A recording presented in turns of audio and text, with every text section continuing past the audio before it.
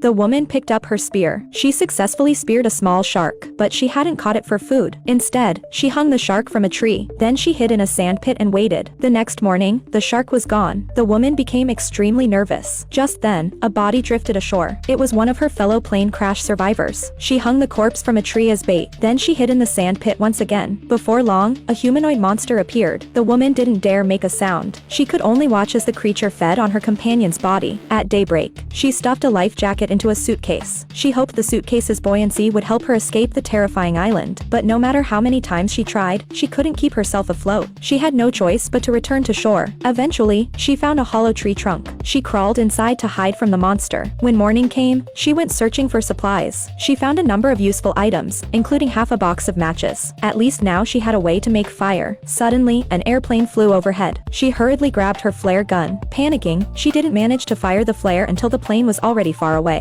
The flare landed in the ocean. To her horror, she caught sight of the monster beneath the water. Terrified, she turned and ran. She hid in the bushes, trembling uncontrollably. Fortunately, she survived until sunrise. Then she spotted a life raft floating offshore. She quickly swam out to it. Inside were two of her fellow survivors. After drifting at sea for an entire month, they had finally reached land. The two believed they were finally safe, but the woman warned them that a monster lived on the island. They thought she was lying. They assumed she simply didn't want to share the supplies. The woman stopped trying to convince them. Instead, while they weren't paying attention, she quietly tried to leave the island on her own. Unfortunately, they caught her. They immediately stopped her from leaving. During the struggle, the woman was knocked unconscious. When she woke up, she found herself tied up. She begged the man to untie her. The monster would be here any minute, but he refused to listen. The next second, they heard the other survivor scream. The man rushed over, but he was already too late. Their companion had been dragged into the sea by the monster. Only then did the man believe the woman. The two hurriedly gathered their supplies and prepared to leave, but danger was already closing in. The man noticed a dark shadow moving beneath the water.